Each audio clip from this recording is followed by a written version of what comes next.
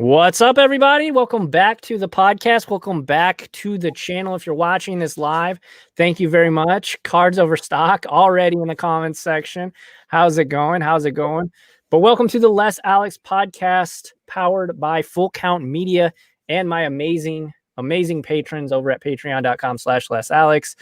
And today we have on Dustin from the Personal Finance Dad YouTube channel. What's up, Dustin? What's up, guys? Good to be here. Thanks for having me.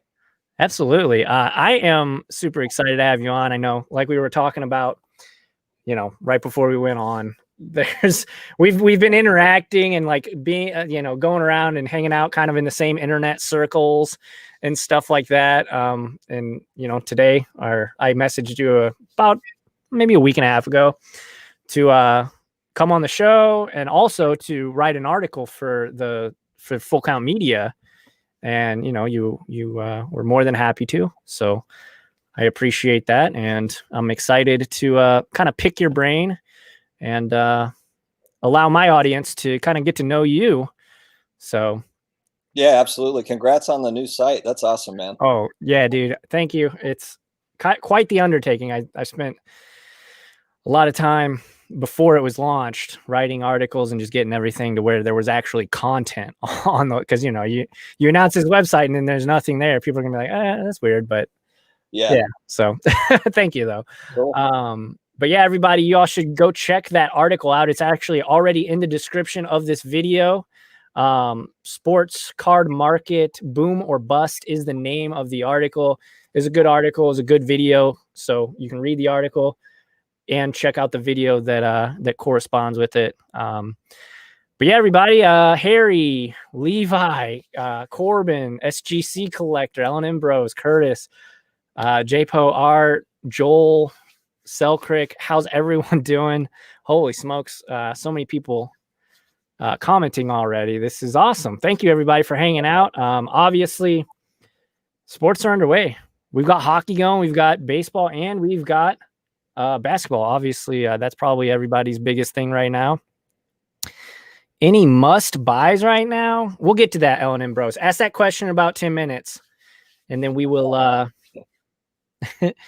feel like the must buys change quarter by quarter with the basketball. Oh man, yeah. If somebody has a 30-point game, like that's a must buy now, I guess. I was chatting with my buddy and Brandon. Brandon Clark had 10 points in the first quarter of the Grizzlies game, and I was texting him like, Brandon Clark's got 10 points in the first quarter, like he's going to score 40 points. He's going off, and then I think I checked back in the end of the third, he still had 10 points. So that shows you. Yeah, it's crazy, man. Right now is an amazing time. But before we really get into like talking specific cards and talking about what movers and shakers in the market, I kind of want to just have you explain kind of your philosophy with basically your channel, because if you all haven't yet, if you all aren't subscribed to the Personal Finance Dad, his YouTube channel, it's really weird calling you that, like it's Dustin, but his channel is called the Personal Finance Dad. But y'all should tab over, type that into your browser. Actually, I have a link to his channel. You guys should go slap him with a subscribe, because he's making content. You're doing it like every day too, aren't you? Yeah, I do try to get something out every day. Yeah, so you and me are right there grinding. I'm trying to get them out every day. I think I'm gonna start taking a break on Sundays, just because with the editing and the writing of maintaining the fullcountmedia.com, it's oh yeah, it's a lot. But you don't want to burn out. No, that would, but if you want to explain to everybody kind of what your philosophy of your channel is and what it's all about and kind of what you're about, feel free.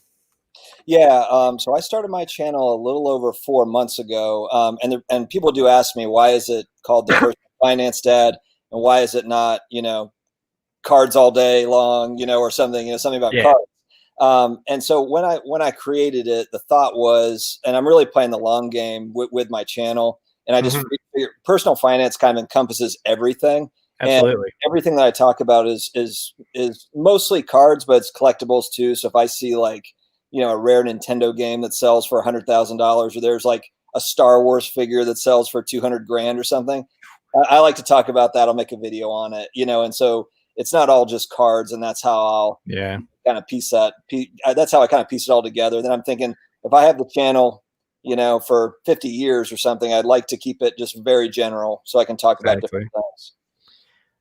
Yeah, I definitely understand that. I've, if you go back on my channel, it's went from sports, like just baseball videos, to Magic the Gathering, to sneakers and stuff. And now, this.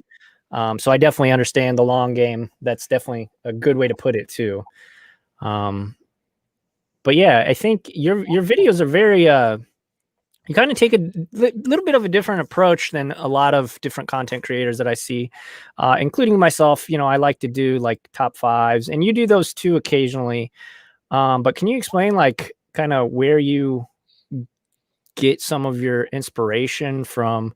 Because you talk about cards that are not performing well, which I think that's something that I don't think enough people do, and I think is definitely a space that you kind of got a pretty good lock on. And the reason that that's important is because that's buying opportunity right there, right? Like if somebody gets injured or somebody has a bad streak of games or whatever the case may be, who's cold, who's trending down could be a good, buy low, sell high kind of scenario.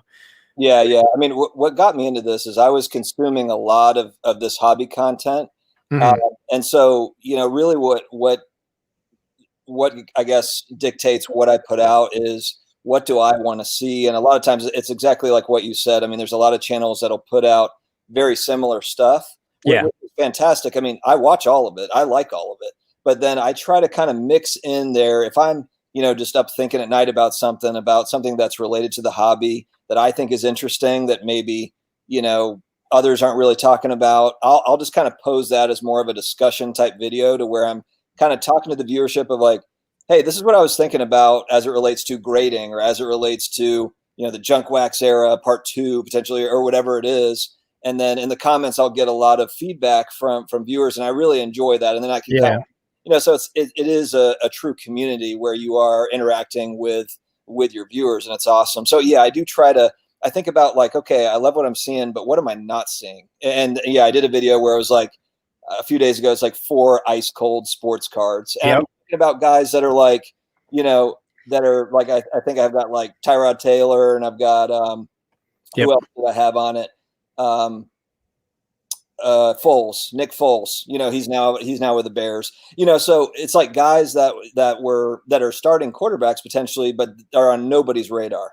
Nobody's talking about them. And it's not necessarily, I mean, maybe it's a buying opportunity if you think that Foles could make a comeback, but I just figure like, I never see those. I never see, a video that talks about just who are guys that no one's really thinking of, that, and maybe they're a long shot, but, and then that's kind of getting into more of that sports talk where I just like talking. It's like sports talk radio, and I'm just talking it up, and then, you'll get good comments that you can, go back and forth, oh, Foles sucks or whatever, and you but I enjoy all that. So the banter between the creator and the consumer, I guess. I definitely like that. I think it's a good place too, because it doesn't confine you to just sports cards. And not saying that this is in your article that you wrote, you spoke to that. There's going to be ebbs and flows to the market, and right now we are on a just crazy rocket to the moon, basically. And is it going to last forever? Absolutely not, but let's enjoy it while it does. Now I'm fascinated with collectibles in general, whether I never collected Pokemon, but I'm fascinated by Pokemon cards that sell for $500,000. I'm like, tell me about, I want to learn more about that. That's the sort of stuff I think is really cool. Yeah, no, I agree. I've delved into Magic, obviously, Magic the Gathering, which finance side of that is tricky, but also delved into sneakers and like kind of hype beast culture. Yeah. So all that stuff. So, and that's one thing too that I want my channel to be, is not just, you know, sports cards. I want it to be broader than that. You know, I had a Father's Day video that I put out on Father's Day, kind of explaining, you know, the reason my channel is called Less Alex, is because I want it to be, you know, about my journey as opposed to, you know, here's sports cards or whatever, you know? Yeah. So yeah, no, I think that your channel's very unique in the way that you present things, which is it's a breath of fresh air for sure. So you guys should definitely go check him out if you haven't yet. But yeah, in terms of, we've got some comments already coming down almost as soon as you hit play, or not play, but go live. We got some people, you know, asking questions. Ellen Ambrose, what's up? Always here, always watching the lives. I appreciate you. Are there any cards down right now to buy? So I feel like that's a perfect question for you, especially since your newest video was talking about cards on the decline. Yeah. How can I answer that the best way possible? I mean, it could be, you know, it also depends too. Are you collecting baseball, you know, basketball, football? The one thing I do in basketball is, if you look at LeBron James's prices for every set, so Yeah. regardless of, you know, optic or mosaic or prism or whatever it is, go and look at what his cards are. If there's a card you really like, maybe you like mosaic silvers. If you really like those, go and look at what LeBron's prices are, and then do a comparison on AD or Kawhi or some of these other guys that you think Right. are kind of on that same level or getting there. And you'll notice that there's a huge differential a lot of times between LeBron's prices and everybody else's prices. And so that's where I usually jump in, and those, I consider those potential buying opportunities. Now, who knows? Maybe, you know, maybe the prices will stay the same. But to me, I'm just thinking like Steph Curry. Steph Curry's the guy that, like, nobody's talking about him, but he's won multiple championships. He's going to the Hall of Fame. Generational talent. Changed, in my opinion, changed the way that NBA basketball is played with his, you know, with Clay and the 3-point line, the 3-point game. So, I mean, you know, those are the things that I think about. Steph is a guy I'm high on because he's just not on the radar right now, but he's one of the best players in the NBA. Yeah, yeah. And Steph is a guy, yeah. He was injured all season, right? So like nobody, he's just kind of out of the focus of the hive mind, I guess, whenever you think about it like that. But another guy coming from Ellen Ambrose, he they usually are focused on baseball. I would say Christian Yelich is I see that someone Joel, I'm buying Yelich. I agree. I think as soon as those prices get around $200 ish, because they were up close to like 400, high 300s. I think Christian Yelich, as soon as his prices get around the, you know, 200, 220 mark, that for his PSA 10s, obviously not raw. I think that would be a great get, just because he's having such a terrible year so far.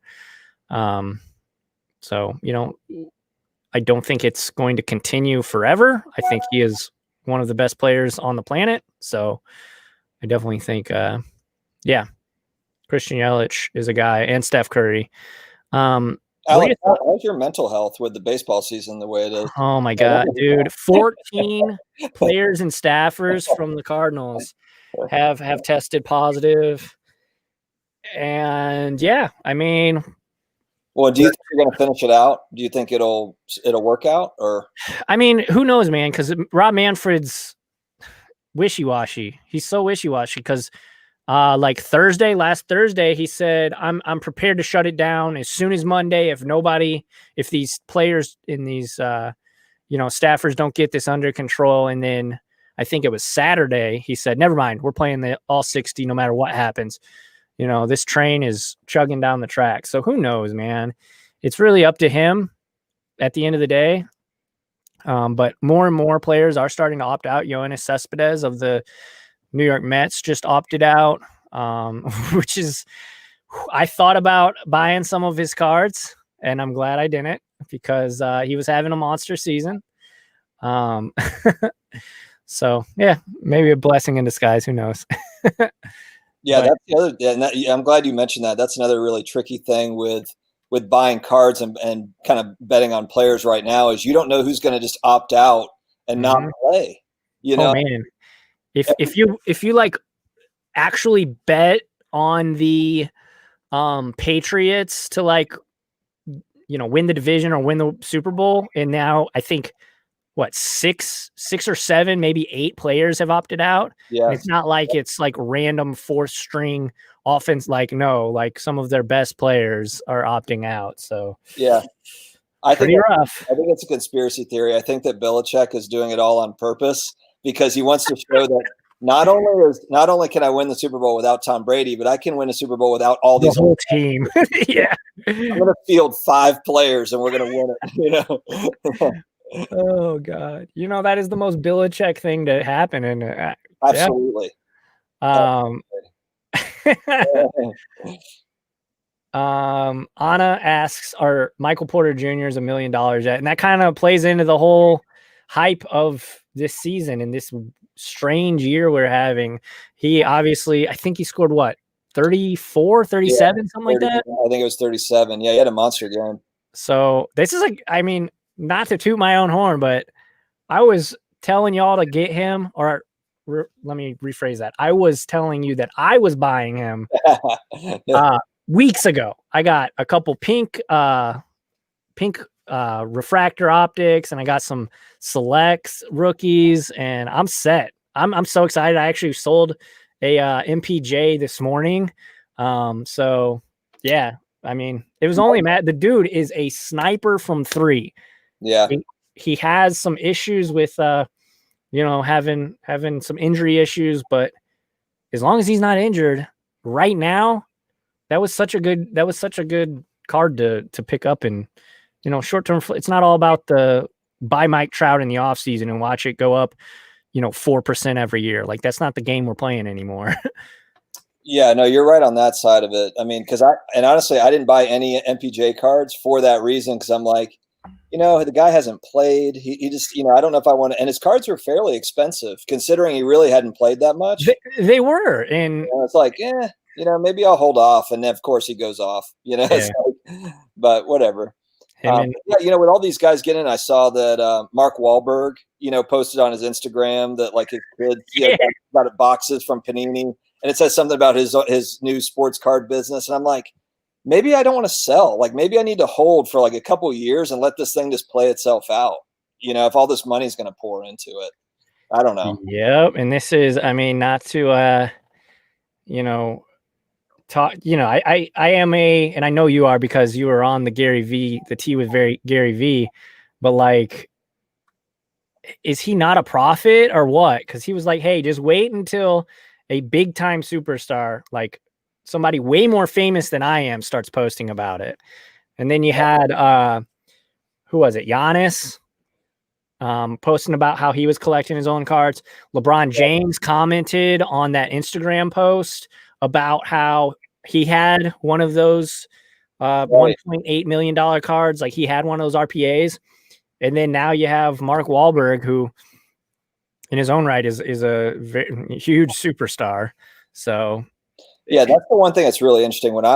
I started collecting during that junk wax era back in the late 80s, early 90s. Right.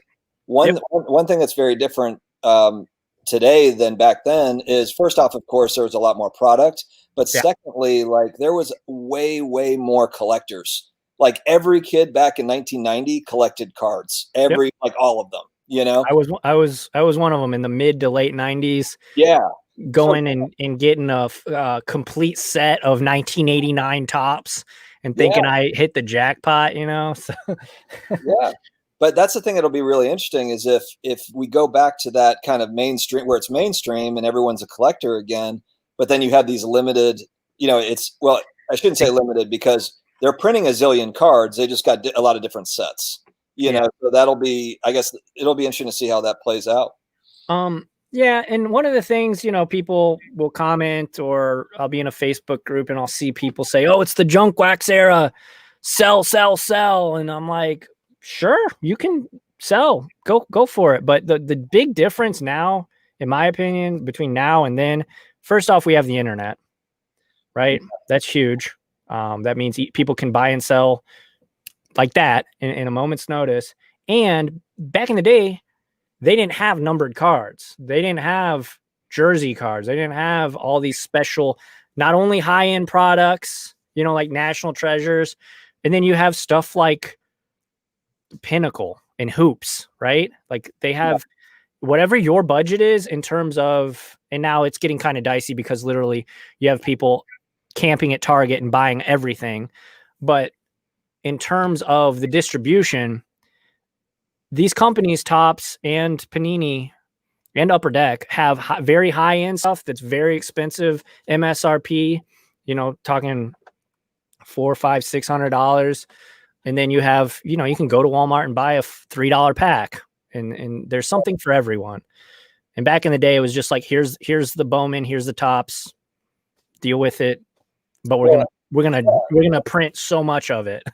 Yeah, the other piece too is if you wanted to buy singles. So if you're a kid and you're in, it's 1990 and you want to buy Michael Jordan cards, you had to go to the card shop to buy singles. Yeah. So you would have to be negotiating with a dealer to buy singles. Now, yeah, it's true that like kids might not be able to rip wax the same way that I could, in 1990. Yeah. But they can easily get singles. They can get singles all day, every day on eBay or on ComC or, so if they have a favorite player, whoever that is, they can get lots of that player in 5 seconds, and yeah, I get you want, a big part of the fun is ripping wax, but I feel like you can find a good kind of blend, Yeah. And I'm definitely one of those people that likes cracking packs and, opening wax and everything. But I don't ever expect to make my money back. Like, it's nice if I hit a, some color or maybe something numbered, but am I really expecting to hit like a Mike Trout auto? No, like that's ridiculous. And I see people get angry or anxious or upset by not hitting a monster. Like, especially when I'm just buying retail too, so I definitely have no expectations. The joy is opening it and sharing it with the community. Yeah. So, but yeah, I definitely think there's a huge difference. Everybody, obviously the population reports. That's one thing. That's one huge criticism of more old school collectors is population reports of the, we can look right here. I got Christian Yelich PSA 10 pulled up. How many of those are going to be when it's all said and done? Because people are still, think about the long waiting list of how many Christian Yelich PSA 10s are about to get posted. Just because there's more people submitting. But at the end of the day, there's more people, more eyes on it right now, and more people willing to spend big money on it than I think back in the day. So it's interesting for sure. Yeah, absolutely. How do you feel about like the unlicensed, the Panini baseball products? I was looking at that. I was looking at boxes of 2012 Prism baseball have shot up in price. And I know when I talk to, baseball card folks, I focus more on football and basketball. When I talk to baseball card collectors and those people, they're absolutely against, the Panini stuff, and I was just kind of curious on your thought on that. Is that like, a zig to everyone's zag or a zag to everyone's zig is, picking up some of that optic, or that's, because obviously it's popular with football and basketball. Can that carry over to baseball too at some point? Yeah. I definitely think so. As some of these prices, of cards reach record highs, you got, I mean, guys that, because now, and you and I were talking about this right before we went live, is like, your first thing is to go for the all-stars, go for the guys that, Mike Trout, obviously, Mookie Betts, Christian Yelich, Bellinger. And then it's like, okay, now that those prices have gone up to about $400 or more in Trout's case. And obviously he's the greatest player ever, basically. But what's the next level, right? And then you start looking at players that game to game, because that's kind of how the market is right now, whether you like it or not, whether you think it's stupid or people are ignorant for going after players who have a 2 home run, 3 for 4 night or whatever. That's just how it is. That's how the market, like, I'm sorry that you disagree with the way that the market reacts to it, but and again, it's not going to last forever. I'm not saying that you should be investing in Hunter Renfroe long term, right? But or Kevin Biggio or Matt Olson, are like all these guys who have had monster games, and I've seen it on my screen in live time. Just refresh it. Oh, now the price went from 30 to 50 in literally a matter of seconds. So that's kind of my philosophy. So, but to tie that back into your question is, yeah, I think it's very possible because there's so many people, but once people get priced out of the tops stuff and maybe they don't want a 9, maybe they want to have a 10. So you go after the Bo Bichette, hollow optic rated rookie.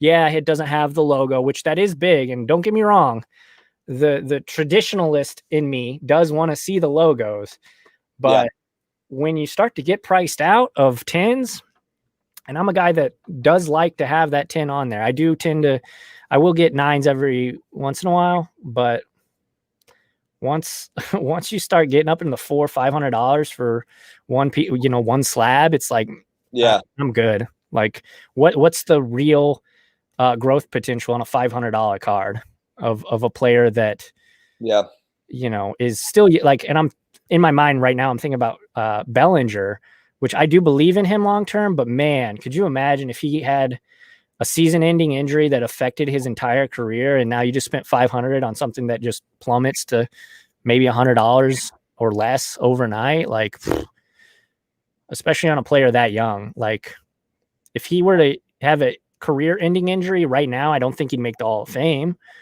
right? Like, but obviously guys like Pujols, Trout, Miguel Cabrera, Adrian Beltre, I know he just recently retired, but like those kind of guys, you can be safe spending a little bit more. They've been there and done that. Yeah. So it's not great to not have those logos and stuff, but also you don't know what's going to happen in the future. What if Topps loses the exclusivity and then people want those prisms of those cards regardless? Because new baseball card investors and collectors, I don't know. Do they care? I don't know. I typically talk with kind of more old school collectors that do, but and I had somebody in chat here saying I came in from flipping Harry Cat said sneakers are how I got into the hobby. I would be interested, Harry, would you care if that Toronto Blue Jays logo isn't on the cap of Bo Bichette or of a Vlad Guerrero? Just because I don't know. I don't think a lot of people would really mind. Because again, it's still the same colors. The numbers and the name are all still the same. So good question. It'll be interesting to see how that goes for sure. But there's baseball card people that fight that they're like, never, you should never buy those. That's garbage. That's that's firewood or whatever. That's flint. Yep. Oh yeah, in Facebook groups all the time. They're like, oh yeah, you got yourself some fire starter there. It's like, well, you want to get some. You want to get a group worked up. Go in on how hard you're hitting the Panini baseball product. That's a good way to get everyone lit. Yeah. Oh my God, it's true. It's true. Yeah, outbreak in St. Louis. Yeah, no joke, Curtis. Yeah, and I mean, who knows? Let's see. Austin Meadows. Yeah, I like Austin Meadows. hopefully he comes back soon. I feel like he's been gone a long time. We're entering the second week, I guess, of the baseball season, or like middle of the second week, third week, and he still isn't back. So I hope Austin Meadows is okay because he did in fact test positive. What's the delay for players? If you test positive, how long do you have to sit out? I think it's 2 weeks. Okay. I think it's 2 weeks and back-to-back negative tests. The big issue I've seen, though, and I'm sure a lot of people have seen, they're having false positives and false negatives now. So, oh, perfect. yeah. But hey, this is what baseball players wanted. They didn't want to have to go to a bubble, which I understand. But, whenever you're stopping off at the casino after a game and, who knows who you interact with. Yeah. And now I don't know how the NFL is going to do it, because if an NFL player is positive, they have to sit out 3 weeks, which, I mean, in a 16-game season, that's 20% of the season that they're sitting out. Yeah. I saw something where Sean Payton, I'm a diehard New Orleans Saints fan. Sean Payton was talking about how he's got the whole team holed up in like the Lowe's Hotel in downtown New Orleans. So, but it's not just the team; it's the team plus all the staff, all the employees. So it's like 200 people that are in this hotel, but they're not confined. They don't have to be there, so they can come and go as they please. But so it's like, how are you going to keep 200 people? Like somebody's going to get it. I mean, there's just no way. I don't know. I mean, maybe I'm being a pessimist, but I'm just thinking, like, how are they going to pull this thing off? Yeah, I don't.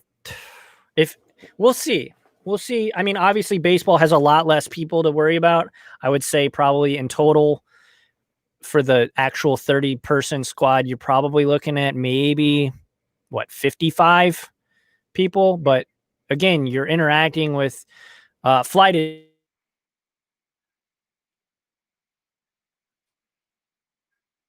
Uh-oh. I think you froze up, brother. Attendance. You're there interacting with hotel. You got people that you got to interact with the gas station. Like, you're not in a bubble situation. So I don't know how the NFL is going to do it. I don't. It doesn't look good. We might only get NHL and NBA for the foreseeable future because they're the only ones that can reliably quarantine. I guess baseball could have done it, but they didn't want to. So this is going to be the year that we become diehard hockey fans. At least for me. You might already be. I think you already are. Yeah, no. But like, I used to live in Tampa, so I'd go to Lightning games, and it was a blast. I love watching live hockey. Live hockey's awesome to watch. Oh yeah. But I'm just never I've never gotten into a team or whatever. But if that happens, if that's like the only option, then I'm gonna be all in on hockey. Yeah. Hockey's definitely the best. So like hockey on TV is like fine. Football on TV I feel like is way better than in person because you're like so far away from the field. Even if you have a front row 50-yard seat, you're still like miles away from the field. Yeah.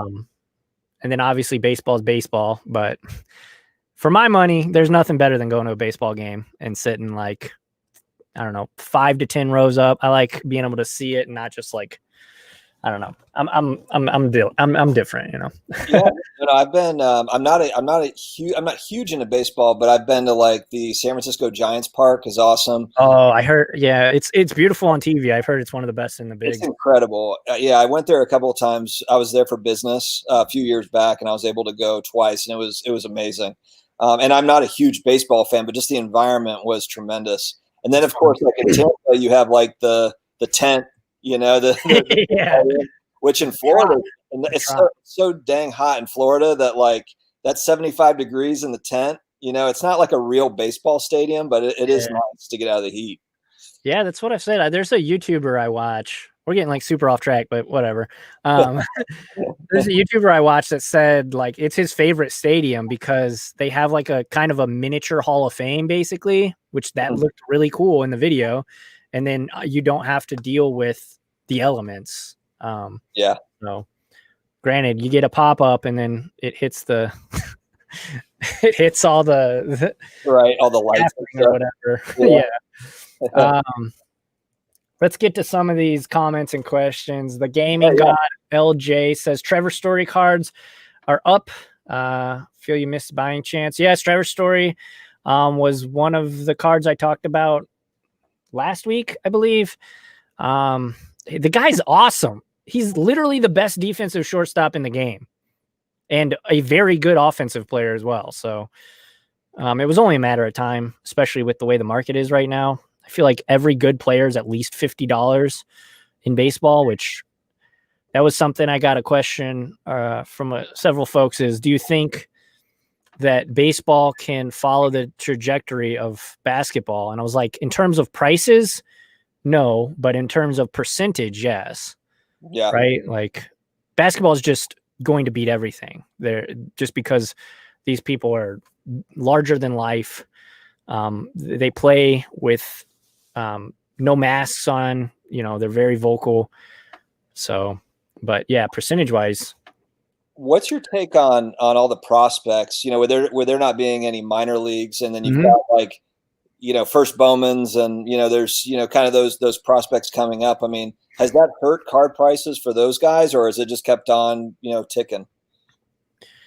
I think if they're on the 60, the taxi squad on the 60-man roster, I don't think it's affected it. Guys like Wander Franco, obviously Nate Pearson just got the call up and pitched a beauty of a first game.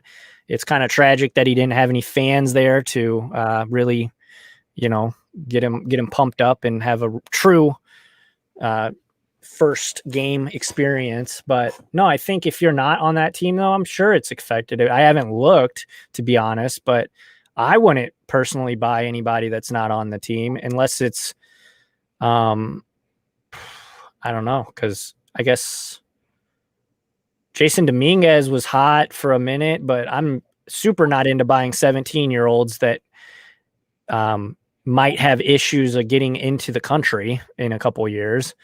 So, oh yeah, I didn't even think of that.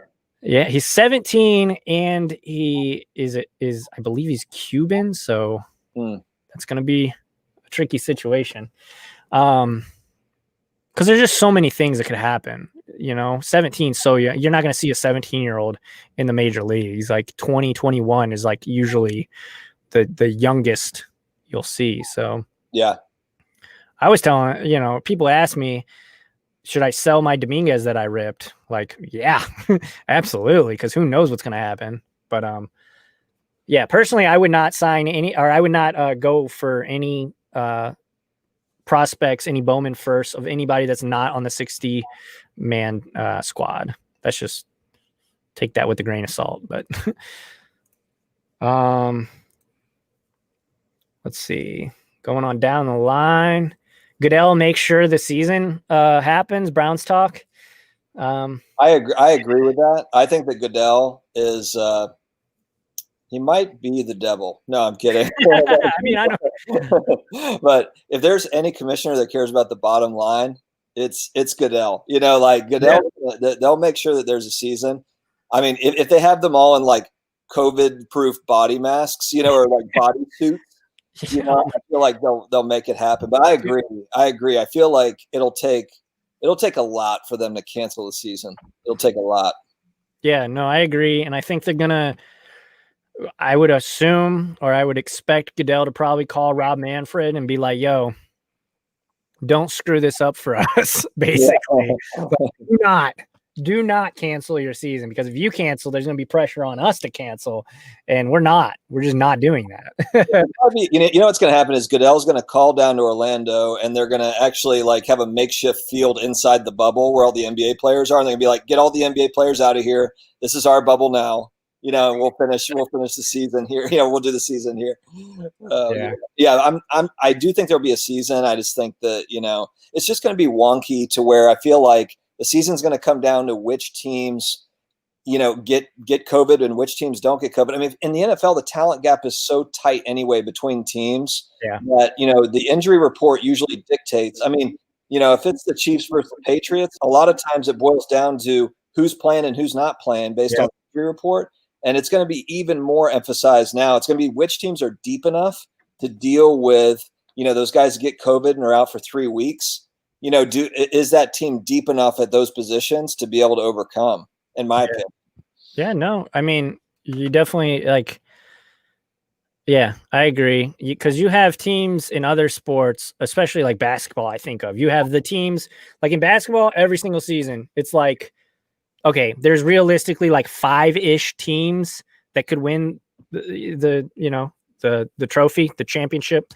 And then in hockey, it's a little bit more wide open, but still you're like, yo, this is a dominant team. It would take some big injuries for anything to really change. Baseball, I think, is kind of a luck sack when it comes to playoffs because you see teams making the wild card and winning the World Series. Like the Cardinals were wild card twice and won the World Series in my lifetime. So like you just got in baseball, you just got to get hot at the right time. But yeah, in football, I 100% agree. Like the it's right there. Everybody's neck and neck. If somebody say like if Tom Brady gets COVID, do you think the Bucks are going to be a team? Like right? No.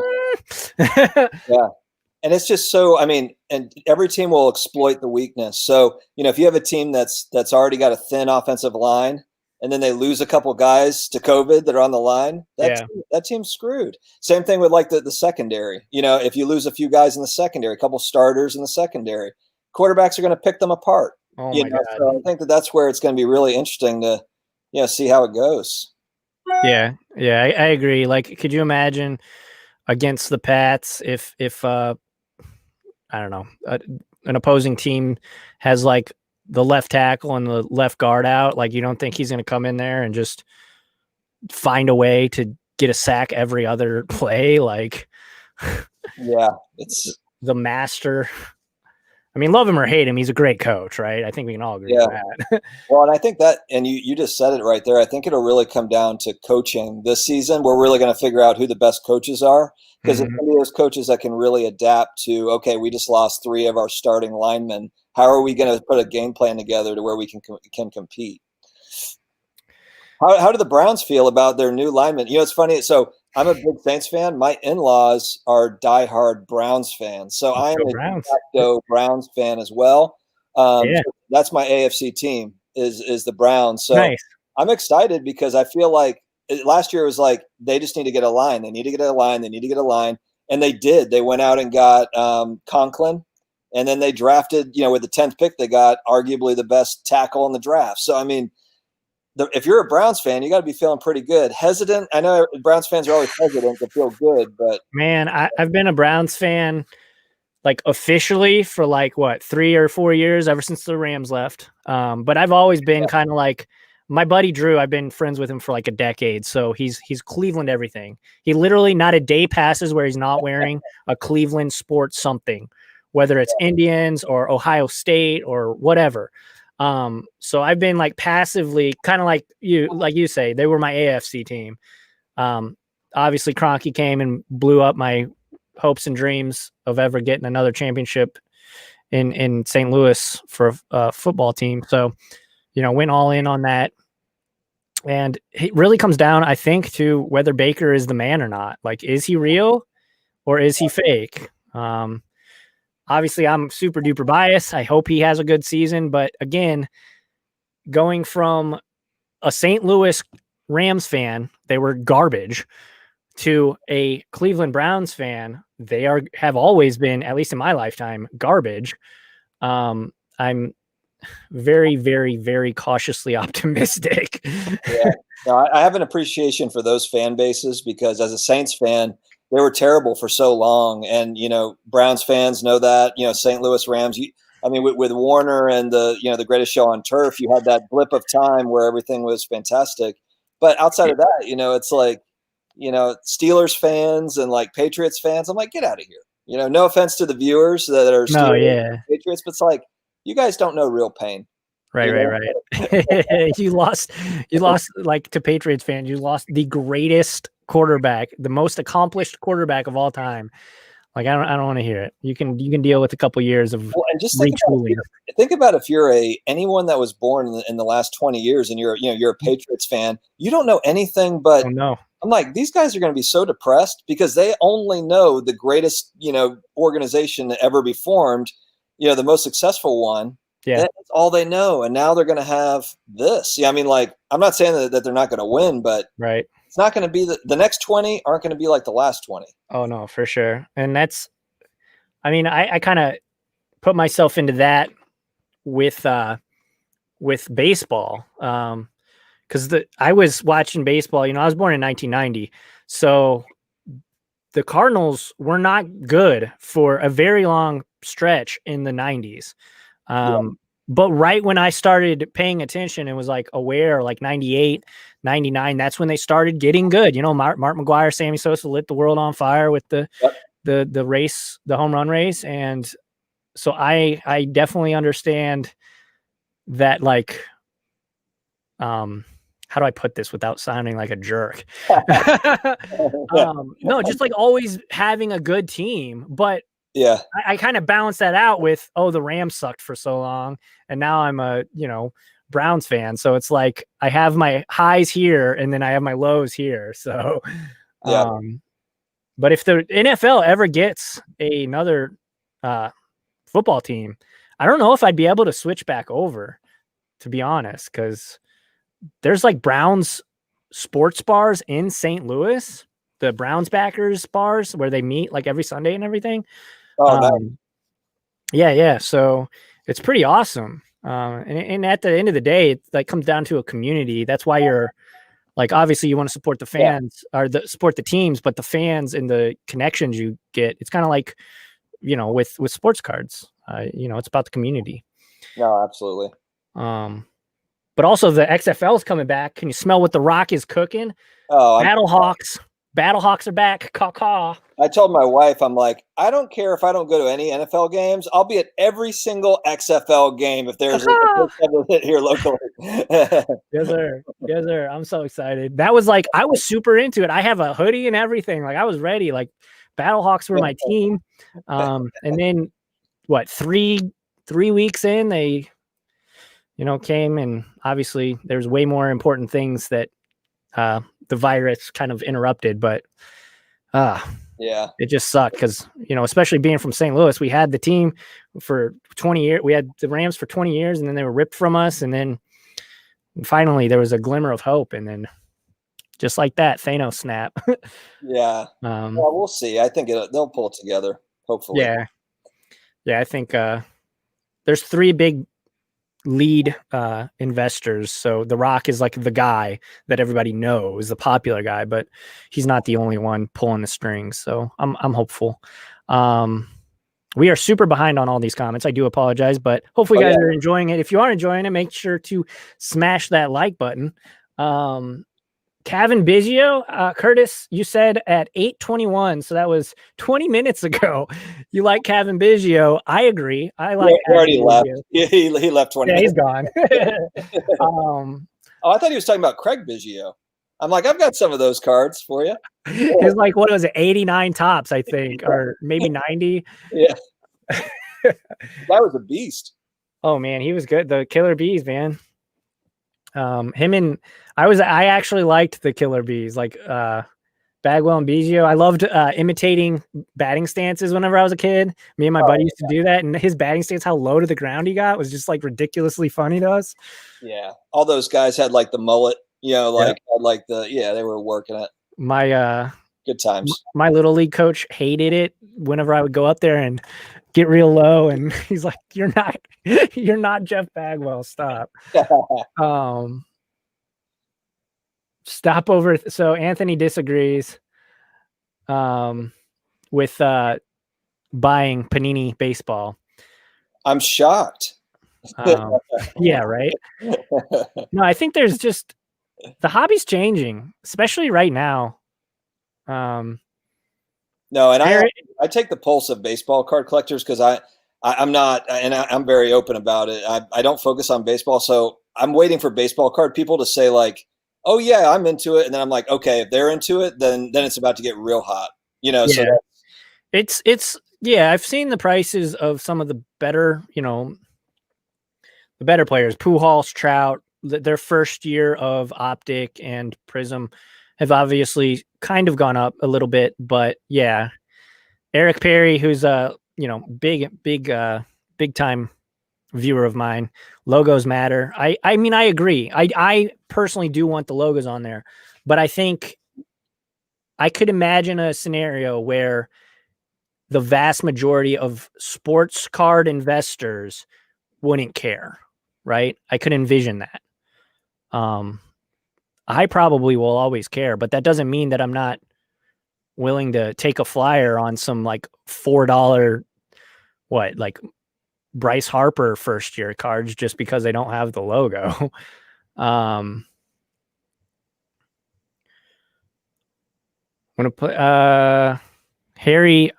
This is from so long ago, so I have no idea what they're talking about. But honestly, you bring up a good point. When a player has a signature shoe, but that person's logo isn't anywhere, people tend to like it less. Yeah.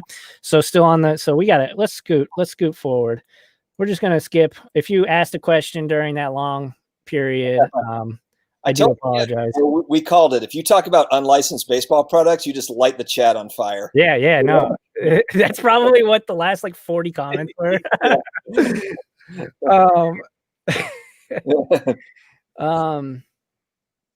Joel Kaplan. So this one's from just 5 minutes ago, so only a little bit behind. Christian McCaffrey, 2,000 yards total last year. I'm a fan of Christian McCaffrey. I think, just judging, and I'm not the huge football guy that a lot of people are, but I think that you will see position players that aren't quarterbacks start to rise in price. I think we've already started to see the dial move a little bit if you've been paying attention to completed sales of guys like Ezekiel Davis or Ezekiel Elliott. I'm tripping.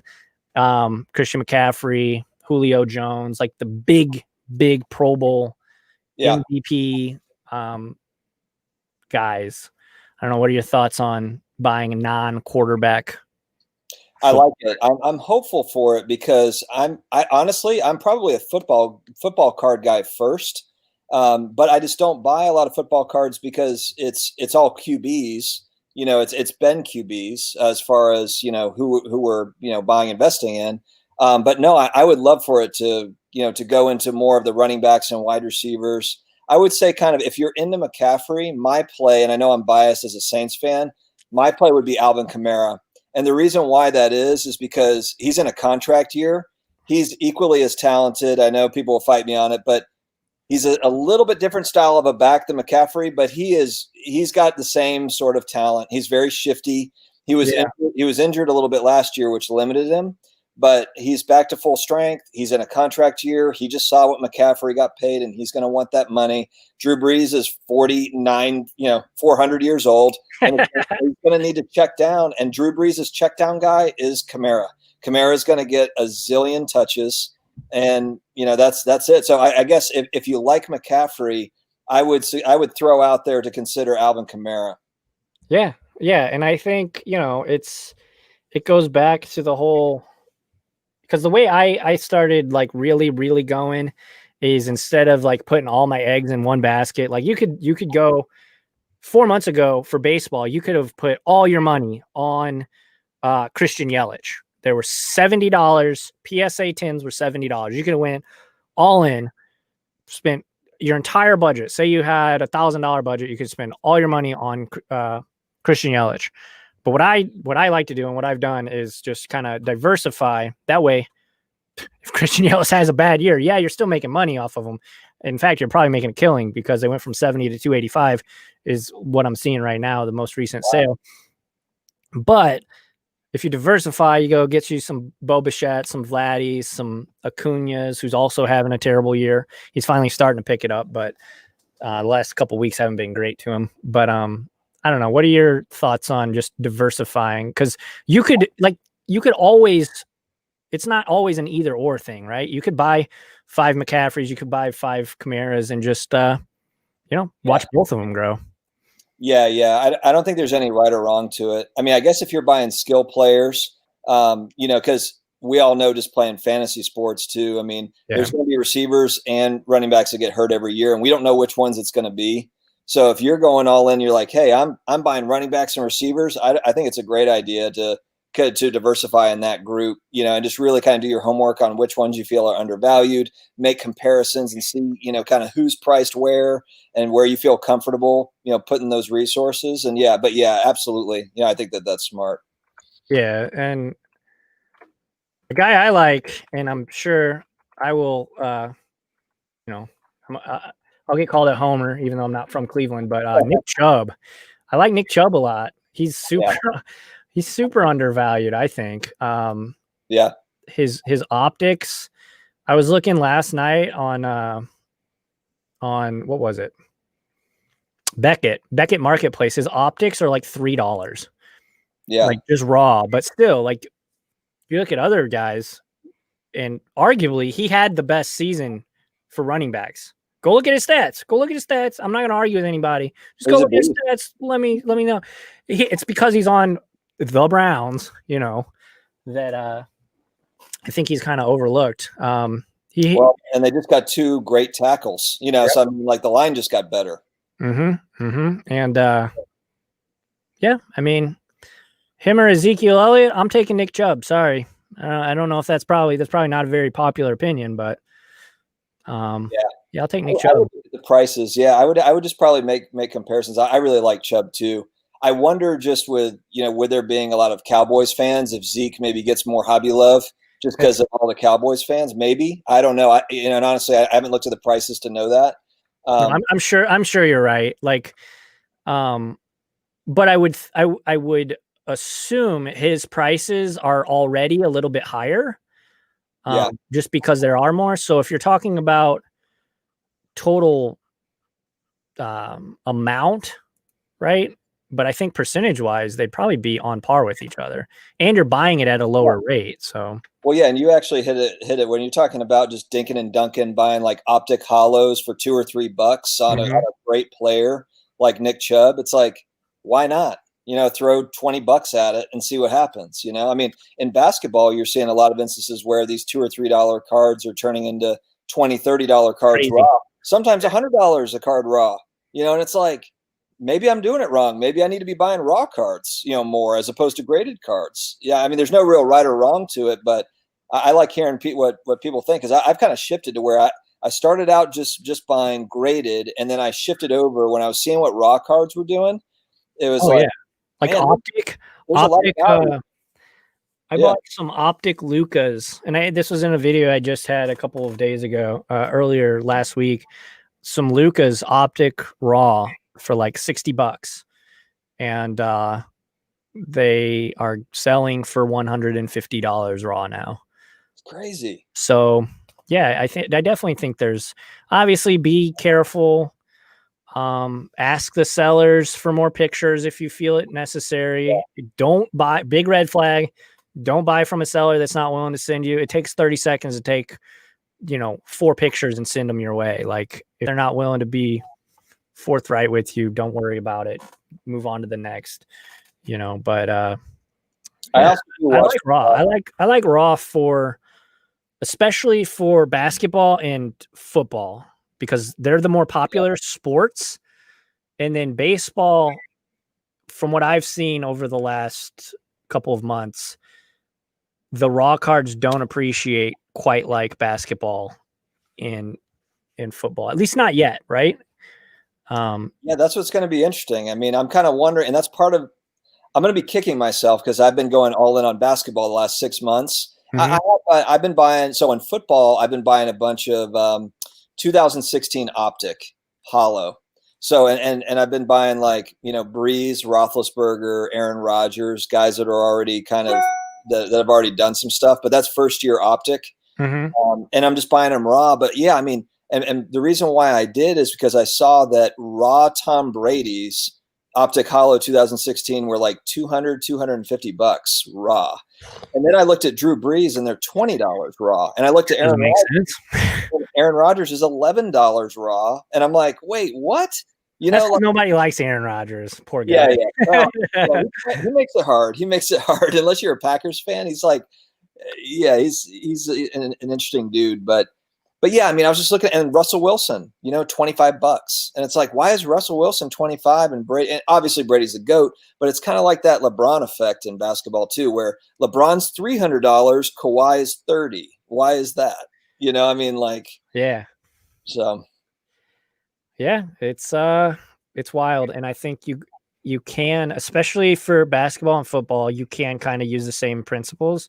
It'll be interesting. I don't know. I don't know if it'll transfer over to baseball, because baseball is kind of its own, baseball card collectors, baseball fans, really. And I include myself among them. So I'm not like talking smack or anything, but we're a different breed. We like things the way we like them.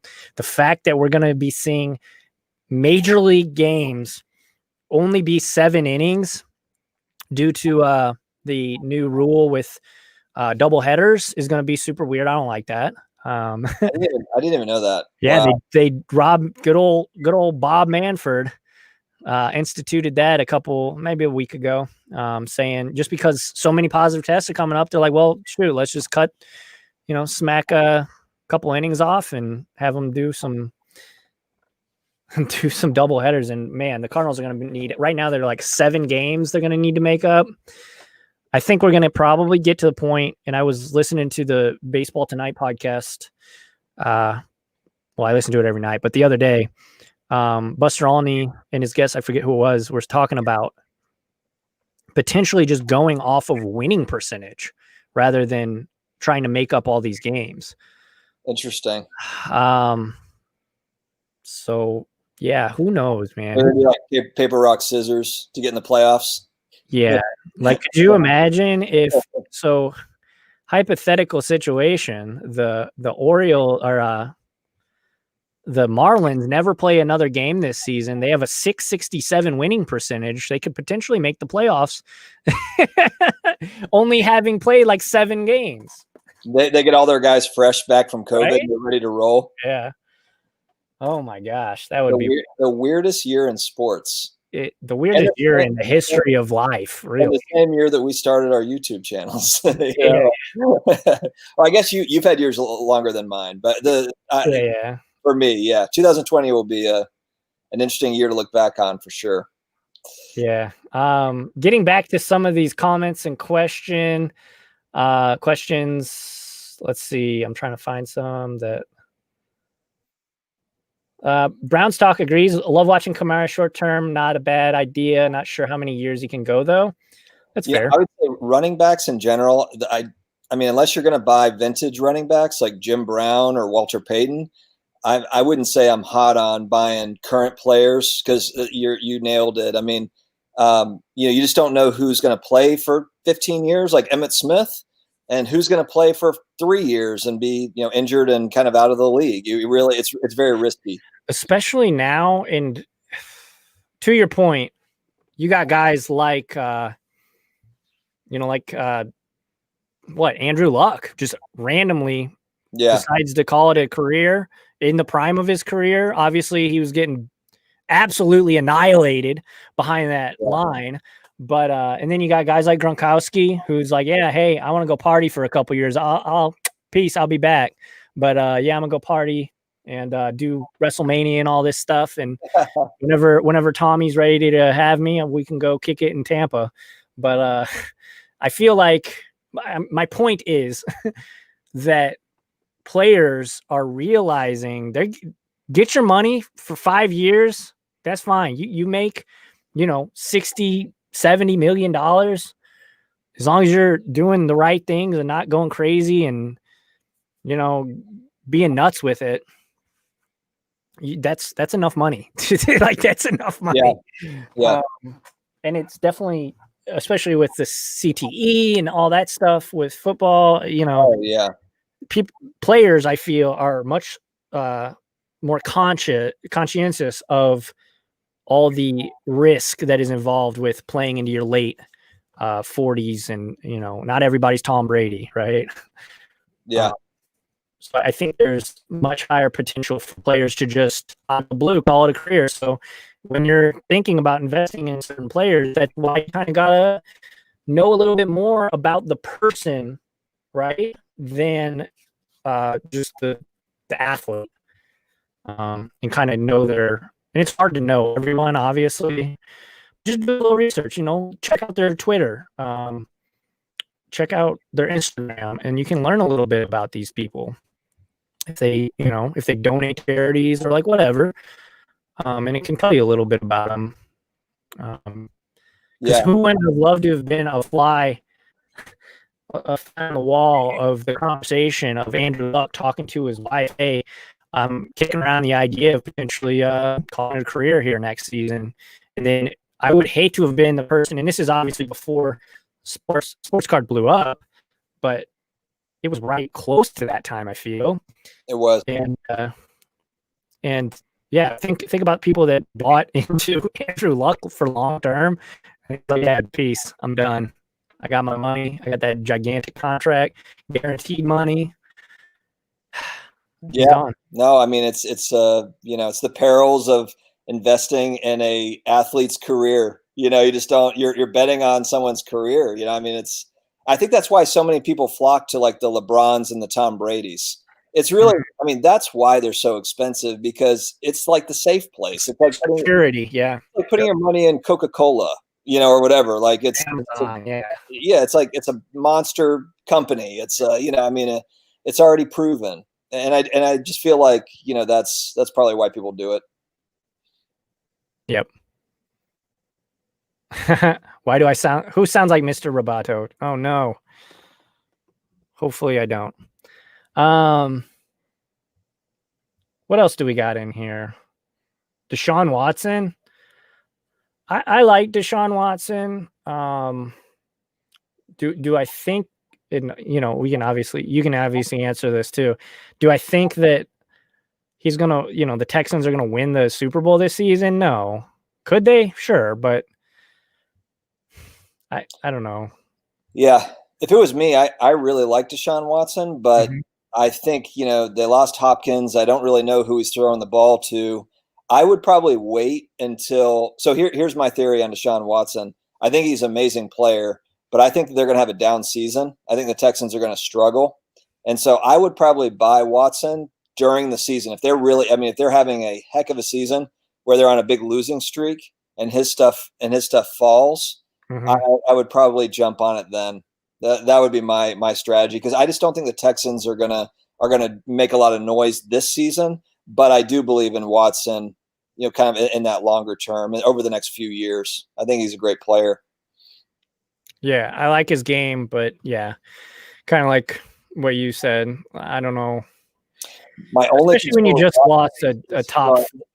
What's that? When you see him run, I mean, my only concern with Watson is he's tough as nails, but he hangs in the pocket. If you watch a lot of his great plays with Hopkins, part of that's because he waits in the pocket before he launches it, and he gets annihilated. Like every game. I mean, if you watch some of the takes, he gets absolutely smoked, but he will wait in the pocket until Hopkins is open, and then he'll hit him. So I think that would be that's a concern for me for Hopkins, is he'll just throw his body around.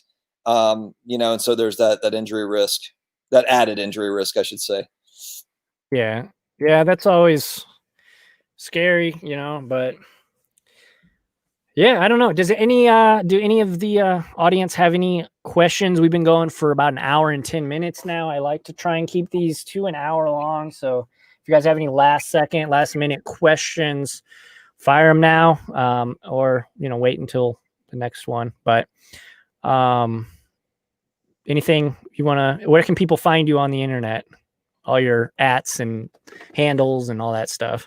That's a good question. I don't even know my stuff. I should probably look it up. I think my Twitter handle is in_cards. I'm pretty sure that's what it is.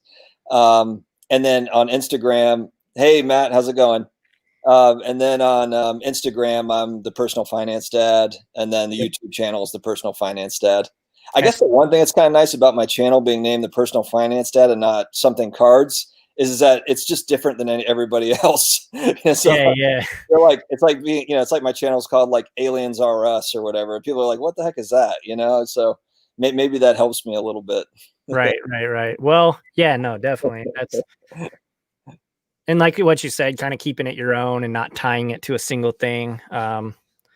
Just in case, just in case there is some kind of crazy economic collapse where people can't afford pieces of cardboard with their favorite athletes on them.